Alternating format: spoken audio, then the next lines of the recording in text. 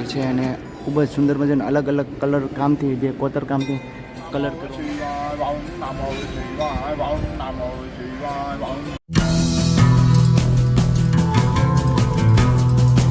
Hello જય માતાજી મિત્રો, ખુશાલી સુપર વ્લોગ્સમાં તમારું હાર્દિક સ્વાગત છે। તો આજે આપણે આવી ગયા છીએ સુરતના આંગણે, જ્યાં ઋષિ મુનિઓ વખત એટલે કે રાજા મહારાજા વખતનો જે અહીંયા કર્મનાથ મહાદેવનું મંદિર છે અને તેનો ઇતિહાસ કઈ રીતના છે અને તેનું નામ કઈ રીતના પડ્યું તે આ વ્લોગમાં દર્શાવવાનો છે। તો વ્લોગમાં છેલ્લે સુધી જોડાઈ રહેજો। તમે અમારી ચેનલમાં નવા હો તો જલ્દીથી અમારી ચેનલને સબસ્ક્રાઇબ કરજો, જેથી કરી અમે તમારી સમક્ષ આવા જ એ ધાર્મિક ઇતિહાસવાળા વિડીયો લાવતા રહીએ। તો ચાલો આપણે ત્યાં જઈને નિહાળીએ। આ મિત્રો તમે જે જોઈ રહ્યા છો ખૂબ જ સુંદર મજાનું જે અહીંયા પવિત્ર વિશાળ જે જગ્યા છે અને એક્ઝેક્ટ સુરતની અંદર જ આવેલું છે। અને આ જે પાર્કિંગ એરિયા તમે જે નિહાળી રહ્યા છો, બંને બાજુ ટુ વ્હીલ છે અને સામેની સાઈડ જે તે ફોર વ્હીલનું પાર્કિંગ છે ને તેની પાછળ એક્ઝેક્ટ તાપી નદી છે। તો આપણે તેના પણ દર્શન કરવાના છે। તો ચાલો આપણે મંદિર તરફ જઈએ અને જે ભોળાનાથ મહાદેવના દર્શન કરીએ। તો વ્લોગમાં છેલ્લે સુધી જોડાઈ રહેજો અને અમારા વ્લોગમાં નવા હોય તો જલ્દીથી અમારી ચેનલને સબસ્ક્રાઈબ કરી દો, જેથી કરી અમે તમારી સમક્ષ આવા જ વિડીયો બનાવતા રહીએ।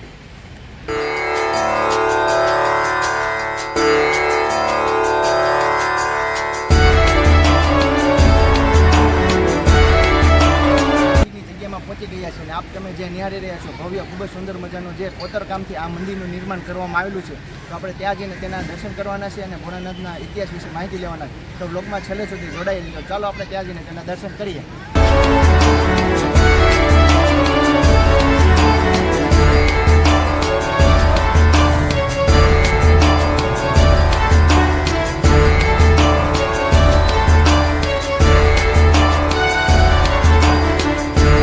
તો મિત્રો આપણે જે મંદિરની ગર્ભગૃહમાં પ્રવેશ કરીએ તો તમે જોઈ રહ્યા છો ખૂબ જ સુંદર મજાનું જે અહીંયા કોતરકામથી જે મંદિર શણગારવામાં આવેલું છે અને આપણે અંદર પ્રવેશ કરવા જઈ રહ્યા છીએ અને ખૂબ જ સુંદર મજાનું જે નકશીકામથી તમે જે જોઈ રહ્યા છો।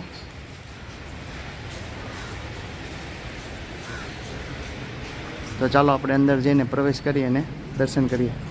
સૌ પ્રથમ તો અંદર પ્રવેશ કરતાં જ અહીંયા આપણે જે દર્શન કરી રહ્યા છીએ પૂજ્ય શ્રી હનુમાનજી દાદાના।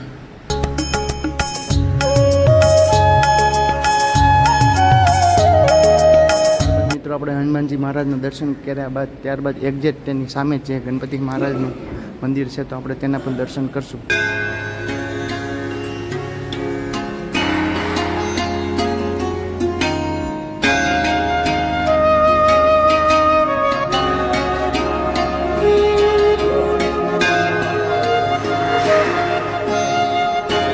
હનુમાનજી મહારાજને ગણપતિ મહારાજના દર્શન કર્યા ત્યારબાદ તમે જે જોઈ રહ્યા છો ખૂબ જ સુંદર મજાનું જે તેનું શિખર છે અને ખૂબ જ સુંદર મજાનું અલગ અલગ કલર કામથી જે કોતર કામથી કલર કરવામાં આવેલો છે, આપ જે નિહાળી રહ્યા છો।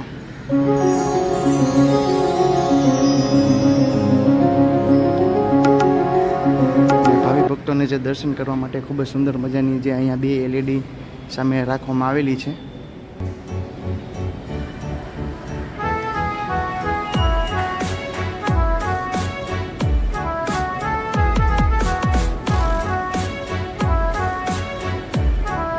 ત્યારબાદ મિત્રો આપણે જે અત્યારે દર્શન કરી રહ્યા છીએ કર્મનાથ મહાદેવના, આપ જે નિહાળી રહ્યા છો।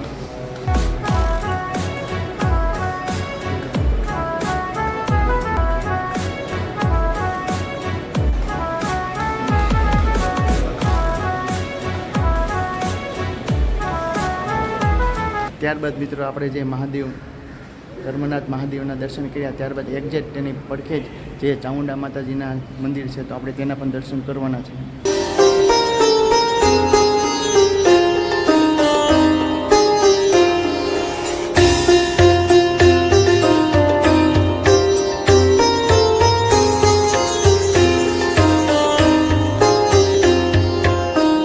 ત્યાર પછી મિત્રો આપણે જે માતાજીના દર્શન કર્યા, મહાદેવના દર્શન કર્યા, એક્ઝેક્ટ તેની બાજુમાં જ જે અહીંયા તમે જોઈ રહ્યા છો રામ, લક્ષ્મણ અને જાનકી માતાનો ખૂબ જ સુંદર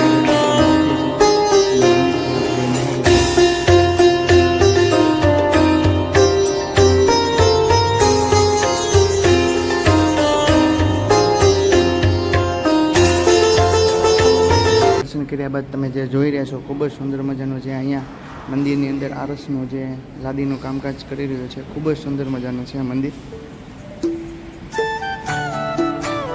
તમે જોઈ રહ્યા છો શિખર છે, ખૂબ જ સુંદર મજાનો ચૂલો, ઝુમ્મર।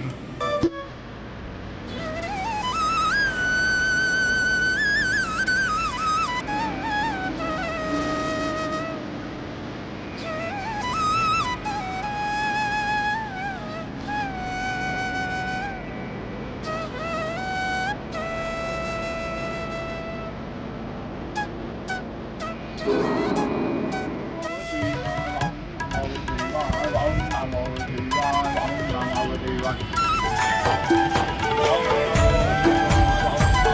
જે કર્મનાથ મહાદેવના દર્શન કર્યા તે વ્લોગમાં છેલ્લે સુધી જોડાઈ રહ્યો અને તમે અમારી વ્લોગમાં નવા હો તો જલ્દીથી અમારી ચેનલને સબસ્ક્રાઈબ કરો જેથી કરી અમે તમારી સમક્ષ આવા ધાર્મિક વિડીયો બનાવતા રહીએ.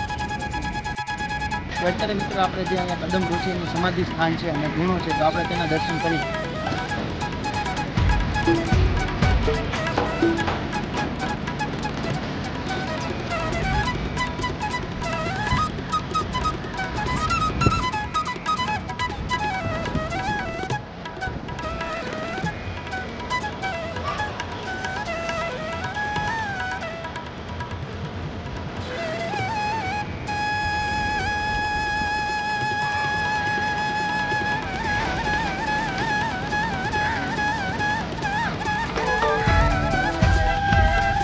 આપણે કદમ ઋષિના સમાધિના દર્શન કર્યા, ત્યારબાદ ધૂણાના દર્શન કર્યા. એક્ઝેક્ટ તેની બાજુમાં જ જે તાપી નદીના કાંઠે આ સ્થળ આવેલું છે અને આ સ્થળ જે કાપોદ્રાથી 500 મીટરના અંતરે આ સ્થળ આવેલું છે. આ સ્થળનો આપણે ઇતિહાસની થોડીક વાત કરી લઈએ કે કોઈ કાળે જે કદમ ઋષિ હતા તે ભ્રમણ કરતાં કરતાં આ સ્થળ ઉપર આવ્યા અને ત્યારબાદ મિત્રો જે કદમ ઋષિએ તે આ સ્થળ ઉપર સમય વ્યતીત કરવાનું મન થયું અને આ તે સ્થળ ઉપર જે કદમ ઋષિએ જે પોતાના સ્વ હાથે જે અહીંયા કદમ મહાદેવની સ્થાપના કરી અને ટૂંક સમય જતાં જ તે કદમ મહાદેવનું નામ કર્મ મહાદેવ રામ પાડવામાં આવેલું છે. અને આ સ્થળ ખૂબ જ હજારો વર્ષો પહેલાંનું જૂનું સ્થળ છે અને રાજા મહારાજો સમયનું આ સ્થળ છે અને ખૂબ જ સુંદર મજાનું અને ધાર્મિક પવિત્ર સ્થળ છે. તો આ સ્થળે તમે આવો અને તેના દર્શન કરો.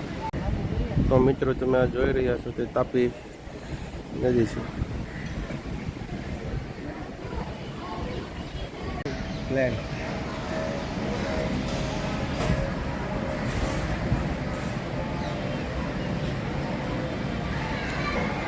તો મિત્રો તમે જે મંદિરની પરિશ્રમની બહાર આવો તો એક્ઝેક્ટ અહીંયા જોઈ રહ્યા છો ખૂબ જ સુંદર મજાનો જે કર્મનાથ મહાદેવનો મહત્વપૂર્ણ ઇતિહાસ છે. આપ જે વાંચી રહ્યા છો સંપૂર્ણ ઇતિહાસ તમને અહીંયા દર્શાવવામાં આવેલો છે.